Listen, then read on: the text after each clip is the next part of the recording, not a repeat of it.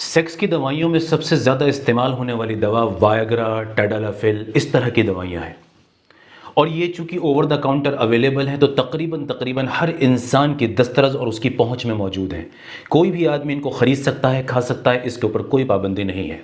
तो आइए आज इस वीडियो में मैं आपको इन्हीं दवाइयों का एक ओवरव्यू देता हूँ और आपको बताने की कोशिश करता हूँ कि इन दवाइयों की हकीकत क्या है, कैसे ये इस्तेमाल की जा सकती है, क्या इनके फ़ायदे हैं और क्या इनके नुकसान हैं और कौन लोग इन्हें ना लें और इसका एक नेचुरल सब्स्टिट्यूट क्या हो सकता है। आज की ये वीडियो ये होगी और मैं कोशिश करूँगा कि इस शॉर्ट वीडियो में आपको इस टॉपिक पे सारी इन्फॉर्मेशन दे दूँ। वायग्रा क्या है, टैडलाफिल क्या है, ये दवाइयाँ कैसे काम करती हैं, क्या इनका तरीका, जिससे आपको आसानी हो, सही समझ सकें और सही फैसला ले सकें और अपनी सेहत के साथ एक सही डिसीजन ले सकें।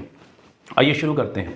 Basically tadalafil, sildenafil, Viagra, Cialis, Megalis, ये जितने भी नाम हैं ये सारे नाम हैं एक कॉमन दवा के जिसका नाम है PDE5 इनहिबिटर्स। PDE5 inhibitors. मैं इस वीडियो में बार बार इस नाम को लूंगा, वायग्रा के साथ, टैडलाफिल के साथ, मेगालिस के साथ बार बार हम इसका नाम लेंगे जिससे आपके लिए आसानी हो कि बेसिकली क्या है।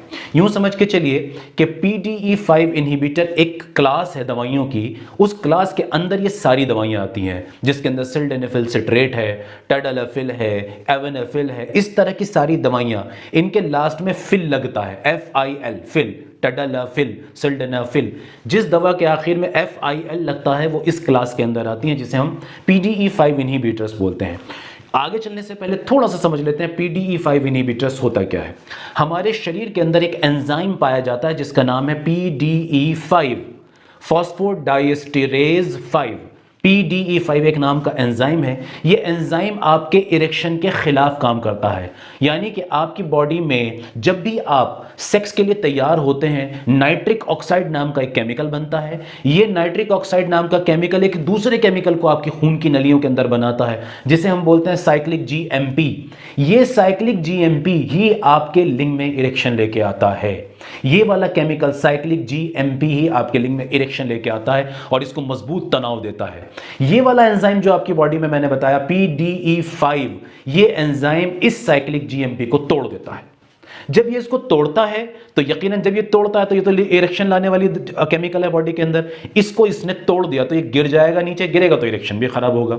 ये जो दवाइयां मैंने आपको बताई PDE5 इनहिबिटर्स, वो इस एंजाइम को जो इसको तोड़ रहा है इनको रोक देता है। जैसे मान लीजिए कोई आदमी किसी को मारने जा रहा है और आपने उसको रोक दिया कि नहीं भाई इसको मत मारो, तुम इसको बिल्कुल परेशान मत करो, उसको उसका काम करने दो। इसी तरह से ये दवाइयां इस एंजाइम को रोक देती हैं जिससे आपके लिंग में तनाव आ जाता है। तो इसलिए इनका नाम पड़ा PDE5 इनहिबिटर्स, यानी कि ये इनहिबिट कर देती हैं, रोक देती हैं इस PDE5 को। तो ये क्लास है और मैंने इसके अंदर बताया आपको कि 4 दवाइयां दुनिया भर में इस्तेमाल होती हैं इस क्लास के अंदर। सबसे पहले जो दवा लॉन्च की गई थी 90s के शुरुआत में वो सिल्डेनाफिल थी, जिसको वायग्रा के नाम से जाना गया था। बहुत मशहूर हुआ इंटरनेट पर, इधर उधर वायग्रा वायग्रा वायग्रा। तो ये सिल्डेनाफिल सिट्रेट था जो तकरीबन 25 mg से लेकर 100 mg तक इस्तेमाल किया जाता था और किया जाता है। फिर इसके बाद एक दूसरी दवा जो इस सिल्डेनाफिल से थोड़ी और बेटर थी, काम करने में भी जल्दी भी काम शुरू करती थी और देर तक काम को करती थी, तो उस दवा का नाम था टैडलाफिल। टैडलाफिल को 2.5 mg से लेकर 20 mg तक इस्तेमाल किया जाता है। इसी तरह एक दूसरी दवा जो हमारे इंडिया में बहुत कॉमन नहीं है, बाहर कंट्रीज में यूज की जाती है, एवेनाफिल, वर्डेनाफिल टाइप की कुछ 2 और दवाइयां हैं। जैसे इनके नाम जो हैं लेविट्रा नाम से भी मार्केट में अवेलेबल होती हैं, स्लेंडरा नाम के से भी ये मार्केट में अवेलेबल हैं। लेकिन हमारे इंडिया में ये 2 दवाइयां अनकॉमन है, बहुत रेयर यूज़ की जाती हैं। हमारे यहाँ सबसे ज़्यादा जो इस्तेमाल होता है वो सिल्डेनाफिल सिट्रेट है और टैडलाफिल है। तो आइए आज मैं गहराई से जो बात करूंगा वो इन 2 दवाइयों को सामने रख के करूंगा क्योंकि यही इंडिया में सबसे ज़्यादा यूज़ की जाती हैं। जैसे मैंने बताया PDE5 इनहिबिटर्स हैं। इन दवाइयों के फायदे क्या हैं इसको समझिए। बेसिकली जैसे मैंने आपको बताया कि ये दवाइयां क्या करती हैं कि जब उस PDE5 एंजाइम को ये रोक देती हैं तो क्या होता है कि ये दवाइयां आपकी खून की नलियों को खोलने में फायदा करती हैं, खून की नलियों को खोलने में फायदा करती हैं, उनको चौड़ा कर देती हैं। जब चौड़ा कर देती हैं तो आपके लिंग के अंदर ज्यादा ब्लड जाने लगता है। जब ज्यादा ब्लड जाने लगता है तो जितना ब्लड पेनिस के अंदर जाएगा आपके लिंग का तनाव उतना ही ताकतवर और मजबूत और लॉन्गर होगा। इसको समझना चाहिए। एक बात और आपको मजे की बताता हूं, आपको जान के अच्छा लगेगा कि ये दवाइयां लिंग में तनाव के लिए नहीं बनाई गई थी। साइंटिस्ट काम कर रहे थे इन दवाइयों पर, एंजाइना के ऊपर, हार्ट पेन के ऊपर और ब्लड प्रेशर के ऊपर, हाई ब्लड प्रेशर के ऊपर। तो इस स्टडी के दौरान जब उन्होंने अपने मरीजों को, जो हार्ट पेन के मरीज थे, हाई बीपी के पेशेंट थे, उनको जब ये दवाइयां दी तो ये पाया कि उनके लिंग का तनाव ऑटोमेटिकली स्ट्रांग हो गया। तो उन लोगों ने सोचा यार हम ट्रीट तो इसको इस तरह कर रहे हैं, ये क्या हो रहा है पेशेंट के साथ, कि पेशेंट कहता मेरे लिंग का तनाव बड़ा स्ट्रांग हो गया दवा खा के। तो जब उसको और डिटेल स्टडी गया तो पता लगा कि इनका ये भी फायदा है। तो यूं समझ के चलिए कि एक्सीडेंटली ये डिस्कवर हुई थी, ये दवाइयां बनाई नहीं गई थी, बनाई किसी और काम के लिए गई थी, पर पता इनका ऐसे लगा। तो इसको समझना है हमने। ये एक छोटी सी बात मेरे दिमाग में ड्यूरिंग वीडियो आ गई तो मैंने आपको बता दिया। तो हम बात कर रहे थे वायग्रा की और टैडलाफिल की।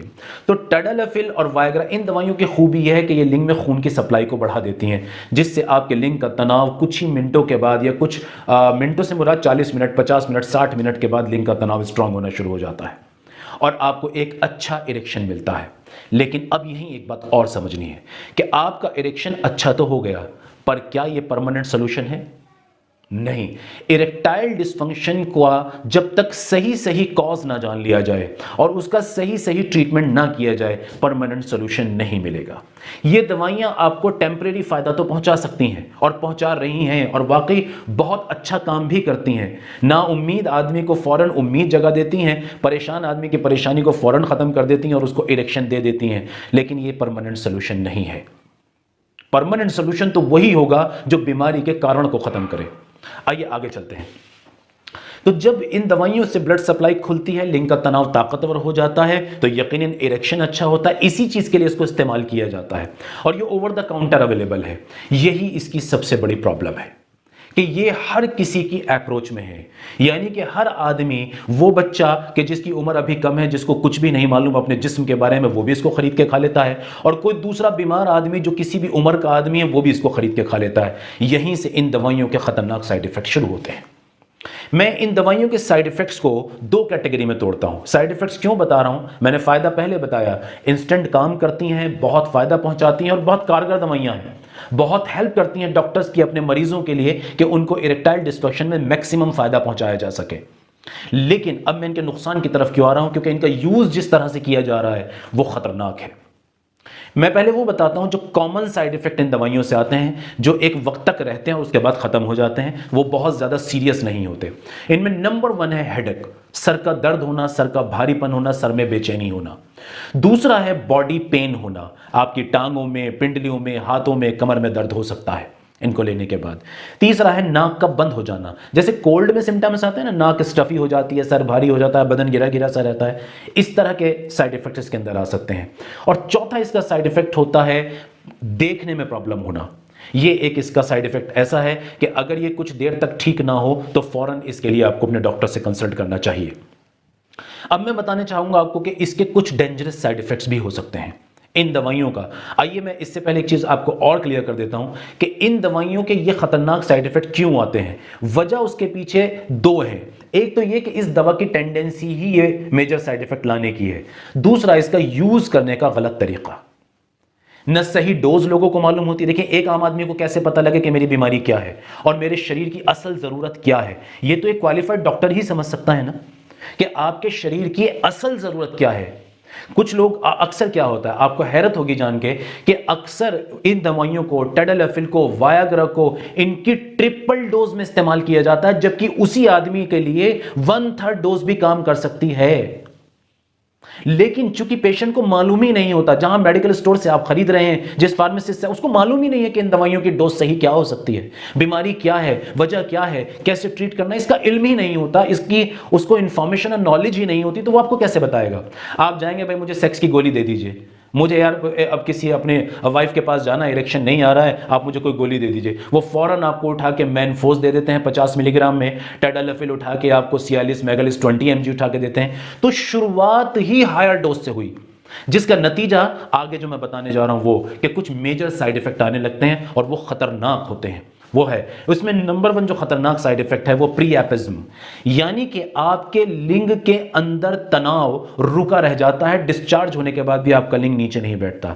और अगर ये तनाव, ये लिंग का इरेक्शन 4 घंटे के अंदर अंदर खत्म ना हो तो ये आपके लिंग को परमानेंट डैमेज कर सकता है, यानी कि हमेशा के लिए आप नामर्द हो सकते हैं।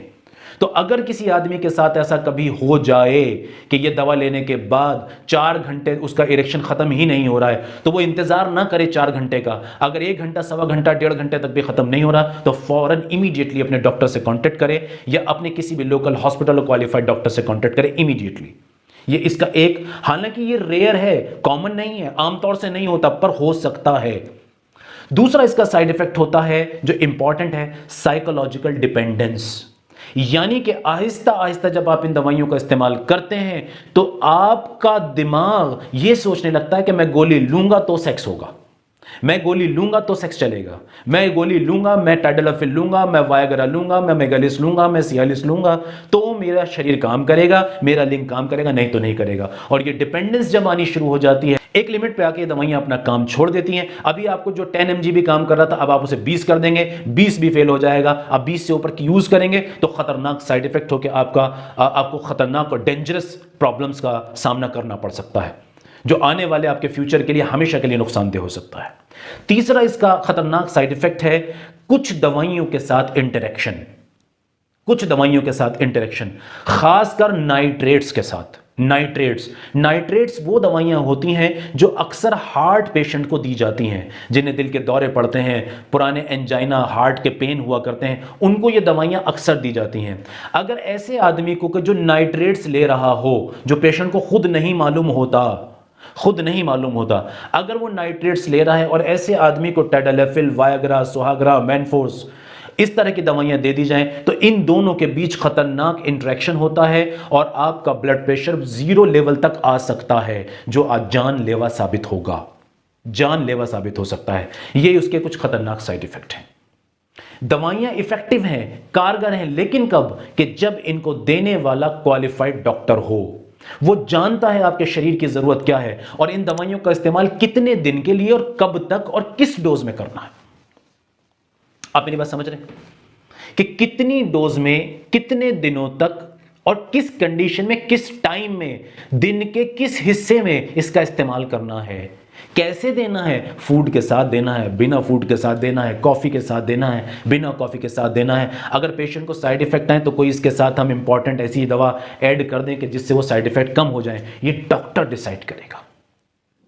तो मैं एक बात कहा करता हूं, उसे आप भी सुनिए। दुनिया का सबसे खतरनाक जहर अगर कोई भी है, उसको अगर एक राइट अमाउंट में, राइट जगह यूज किया जाए तो वो पावरफुल दवा बन सकता है। इसी तरह दुनिया की कोई भी पावरफुल दवा है, अगर उसे गलत जगह पर, गलत डोज में इस्तेमाल किया जाए तो वो खतरनाक जहर बन सकती है। तो इसे समझिए। ऐसा नहीं कि आप ओवर द काउंटर कहीं भी जाके कुछ भी खरीद लेते हैं बिना किसी डॉक्टर से कंसल्ट किए, क्वालिफाइड सेक्सोलॉजिस्ट से कंसल्ट किए, और आपको लगता है कि यार सारी दुनिया लेती है, किसी को कुछ नहीं होता। ऐसा नहीं है। सारी दुनिया का आपको नहीं पता कि किसको क्या हुआ, आप अपने साथ नहीं खेल सकते। ये मेरी आपसे हम्बल रिक्वेस्ट है कि सेक्स के नाम पर या सेक्स करने के नाम पर हमेशा के लिए अपनी जिंदगी को आफत में ना डालें। अब मैं आपको बताना चाहूंगा कि किन लोगों को ये दवाइयां बिल्कुल नहीं लेनी चाहिए, किन लोगों को। हालांकि ये डॉक्टर डिसाइड करता है कि वायग्रा, मैनफोर्स, सियालिस, मेगालिस, टाइडलाफिल, वनडाफिल ये दवाइयां किसको दी जाए और किसको नहीं, ये डॉक्टर एग्जैक्टली डिसाइड करता है। लेकिन मैं यहां कुछ इंपॉर्टेंट चीजें बता रहा हूं कि किन लोगों को इनका इस्तेमाल बिल्कुल नहीं करना चाहिए। इसमें टॉप लिस्टेड वो लोग हैं जिनको ये मालूम हो कि इस तरह की दवाइयों से उनको एलर्जी होती है। अगर आपको कभी जिंदगी में दवा लेके इससे एलर्जी हुई थी, या जैसे बदन में खुजली का होना, होंठों का सूज जाना, आंखों से पानी का आना, या घबराहट और बेचैनी का होना, तो ये लोग इसे बिल्कुल दोबारा ट्राई ना करें बिना डॉक्टर की सलाह के, हरगिज भी, ये जानलेवा हो सकता है। नंबर 2 है वो लोग जो नाइट्रेट्स ले रहे हैं, जैसे मैंने अभी बताया कि जिनको ये पता है कि मैं हार्ट का पेशेंट हूं, मेरी कुछ दवाइयां चल रही हैं, बिना डॉक्टर की सलाह के छुए बिना इस गोली को।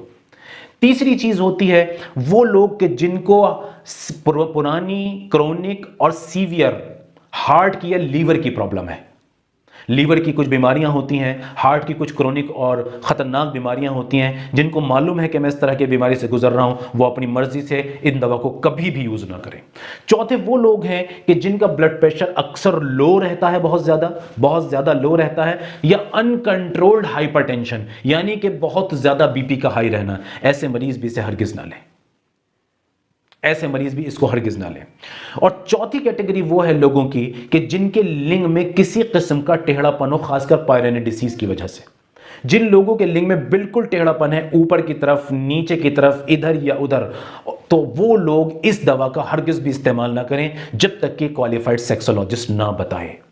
अब चलते चलते मैं 2-4 आपको एक बूटियां बताता हूं कि जो नेचुरल वायग्रा की तरह काम करती हैं। नेचुरल वायग्रा की तरह, जी हां, वो भी PDE5 इनहिबिटर्स की तरह ही काम करती हैं। ये एक अच्छी बात है और उन पे स्टडीज भी हैं, तो उनका हम ये भी कह सकते हैं कि उनको यूज किया जा सकता है।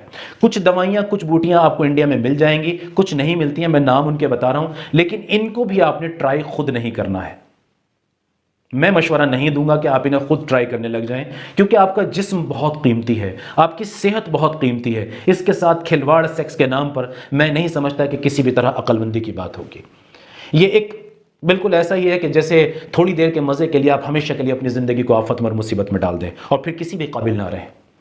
लेकिन ये बूटियां हैं जो इस्तेमाल की जाती हैं।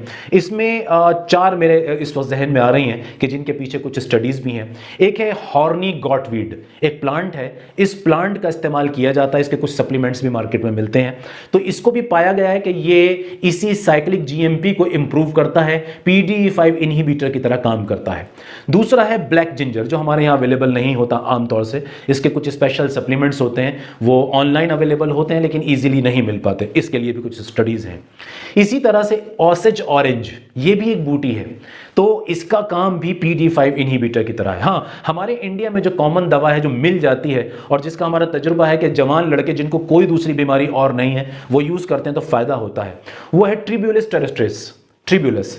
इसका इस्तेमाल करना फायदेमंद साबित होता है और कुछ स्टडीज कहती हैं कि नाइट्रिक ऑक्साइड के प्रोडक्शन को ये बढ़ाती हैं और PDE5 इनहिबिटर की तरह भी काम करती हैं। तो ये एक ऐसी बूटी है जो हम आमतौर से यूज कर लिया करते हैं और इसका फायदा भी पहुंचता है लोगों को। और एक जवान लड़का जिसको आगे पीछे कोई और बड़ी बीमारी नहीं है, वो अगर इसका यूज करे सही अमाउंट में तो उसको फायदा भी होगा बिना किसी नुकसान के, इसे यूज किया जा सकता है। इसके अलावा मैं चलते चलते 2-3 इंपॉर्टेंट बातें आपको और बताता हूँ। वायग्रा और टैडलाफिल से जुड़ी जो बातें थी वो तो तकरीबन मुकम्मल हुई कि किस तरह से इनको यूज करना चाहिए और कैसे करना चाहिए। इरेक्टाइल डिस्फंक्शन में एक बात को और समझिए, जैसे मैंने बताया कि ये दवाइयां फायदा करती हैं, ये दवाइयां बहुत फायदेमंद हैं, फायदा करती हैं, लेकिन सही डॉक्टर के सुपरविजन में। लेकिन ये आपकी बीमारी का परमानेंट इलाज नहीं है। जैसे मैं एक एग्जांपल देकर समझाता हूं। मान लीजिए आपका इरेक्टाइल डिस्फंक्शन डिप्रेशन या एंजाइटी की वजह से है, तो अब आप मुझे बताइए, जब तक डिप्रेशन और एंजाइटी को नहीं हटाया जाएगा ये दवाइयां कब तक काम करेंगी? बीमारी तो खत्म नहीं होगी, एक लिमिट पर जाकर इनके पास डिपेंडेंस और इनकी एफिकेसी कम होने लगेगी, बीमारी वहीं पड़ी रहेगी। तो हमें इसको समझना है कि हमें अपनी बीमारी के कॉज को ट्रीट करना है, कारण को ट्रीट करना है, उस बीमारी की वजह को ट्रीट करना है, ना कि उसके लक्षण को ट्रीट करना है। आप समझ रहे हैं? ना कि उसके लक्षण को ट्रीट करना है। तो ये याद रखिए कि इरेक्टाइल डिस्फंक्शन का एक प्रॉपर ट्रीटमेंट होता है, उसके अंदर कई किस्म की दवाइयां एक साथ इस्तेमाल की जाती हैं। उसके साथ टैडलाफिल, वायाग्रा, सिल्डेनाफिल भी यूज की जा सकती हैं, मिनिमम अमाउंट में, मिनिमम डोज में, जो आपके लिए बिल्कुल बेहतरीन साबित हो। एक बात और बताता हूं कि कभी कभी इन दवाइयों का इस्तेमाल सेक्सोलॉजिस्ट एक व्हीकल की तरह भी करते हैं। व्हीकल का एक एग्जांपल देता हूं। फॉर एग्जांपल ये मेरे हाथ में मेरा मोबाइल है, मान लीजिए मुझे इस जगह से इस जगह, इस जगह से इस जगह कुछ लोगों को शिफ्ट करना है, या मान लीजिए एक पुल बना हुआ है और उस पुल के एक कॉर्नर से दूसरे कॉर्नर पे कुछ लोगों को शिफ्ट करना है। तो अब एक तरीका तो यह है कि हमारे एक आदमी से कहें कि भाई एक एक करके ये पुल क्रॉस करो, या एक दूसरा तरीका यह है कि हम कोई एक कार लाएं, एक गाड़ी लाएं या कोई एक बस लाएं जिसमें हम उन लोगों को बिठाएं और एक ही बार में ये पुल क्रॉस करा दें सारे लोगों को। तो देखिए ये जो पुल क्रॉस हुआ है, ये जो सारे लोगों ने एक साथ पुल को क्रॉस किया, वो एक व्हीकल के जरिए किया है, उस बस के जरिए किया है। जैसे हम अपनी गाड़ियों को भी कहते हैं ना, कार, बस, ट्रक, ये व्हीकल्स हैं। तो कभी कभी क्वालिफाइड सेक्सोलॉजिस्ट वायाग्रा को, टैडलाफिल को व्हीकल की तरह भी यूज करते हैं, यानी कि इसके ऊपर, आसान जबान में बता रहा हूं, इसके ऊपर हम कुछ काम की दवाइयां रखते हैं और चूंकि ये लिंग की खून की सप्लाई को बढ़ाता है तो सीधा उन दवाइयों को लिंग तक ले जाता है और रिपेयर करा देता है। लिंग के टिश्यूज को, लिंग की नसों को, लिंग की नलियों को, लिंग की सॉफ्ट स्पॉन्जी टिश्यूज को ये रिपेयर करवा देता है जल्दी से। तो ये भी इसका एक बेनिफिट है जो क्वालिफाइड सेक्सोलॉजिस्ट यूज करते हैं। उम्मीद है बात समझ में आई होगी। मैंने एक ओवरव्यू आपको दिया है और इसके अंदर बात को खत्म करने की कोशिश की है। आइंदा आने वाले वक्त में हम डिटेल वीडियोस भी इस पर कर सकते हैं जरूरत के हिसाब से। Thank you very much.